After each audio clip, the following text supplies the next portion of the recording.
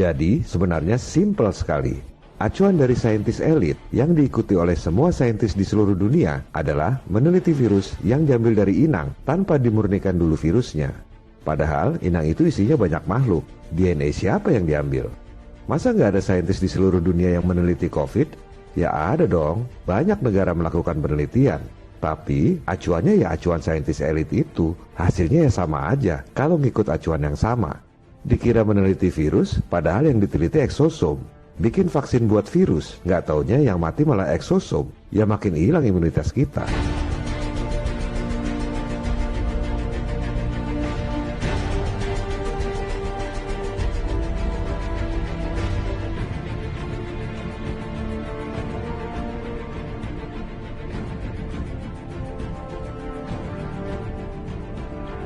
Dr. Kaufman meneliti semua dokumen tentang COVID-19, termasuk waktu awal mereka tentukan ada spesies baru.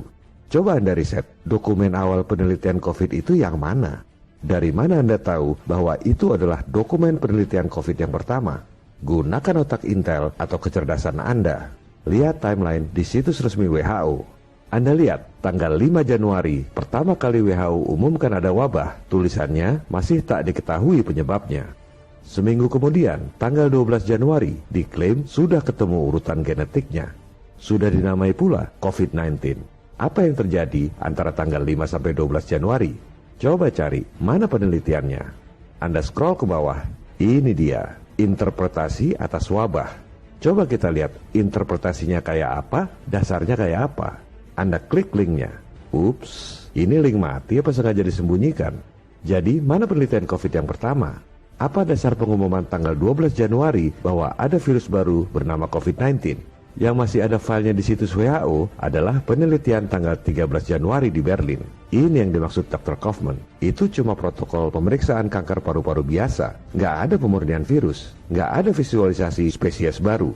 Harusnya kan begini. Misalnya, ini spesies kuda. Ciri-cirinya begini. Kemudian, ini ada spesies baru, kuda lumping. Spesiesnya begini. Kan jelas bedanya. Ini tidak begitu. Mereka ambil inang berisi berbagai materi genetik. Tidak dimurnikan, langsung ambil DNA-nya. Ibarat memeriksa rumah yang rusak. Asumsinya, di rumah yang rusak itu pasti ada pencurinya. Mereka lupa, di situ juga ada kucing, ada tikus, juga ada polisi yang lagi nangkep maling. Eksosom. DNA siapa yang diambil kalau virusnya nggak dimurnikan dulu? Lantas, saintis langsung membandingkan urutan genetik tersangka COVID itu dengan urutan genetik SARS. Bingo! Kurang dari 80% urutan genetiknya sama dengan SARS. Maka, pasti ini adalah virus corona, saudaranya SARS, disebut COVID-19. Dasarnya cuma itu.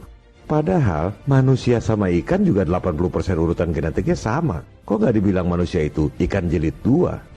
Ini yang dimaksud oleh Dr. Kaufman bahwa dengan prosedur ilmiah seperti itu tak dapat dibuktikan bahwa COVID-19 itu eksis. Maksudnya di sampel yang diteliti oleh saintis. But yet they're using a sequence identity that has a much lower percentage, under 80%, and saying that's a coronavirus because of that. So in my opinion, this is extremely weak science, and without purifying the lung fluid sample, you really can't tell what the origin of the RNA is.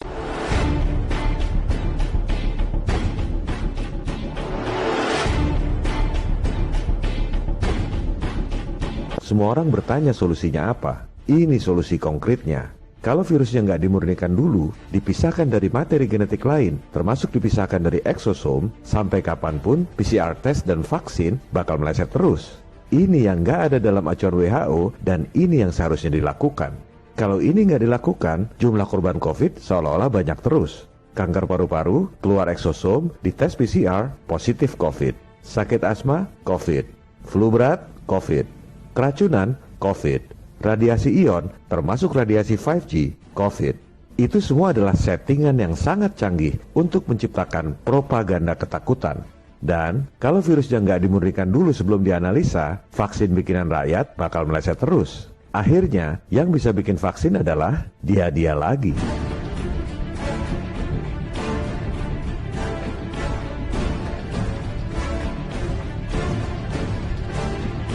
Masa WHO sebodoh itu? Isinya kan orang-orang pintar semua. Jangan naif. Anda tahu siapa pendana terbesar WHO? Termasuk dalam 5 besar pendana WHO adalah Bill and Melinda Gates Foundation, juga Gavi, aliansi perusahaan-perusahaan vaksin terbesar di dunia. Betapa naifnya mengira WHO adalah seperti yayasan panti kesehatan di kelurahan. Semua ini adalah soal uang dan kekuasaan. Fortune and glory, kid. Fortune and glory.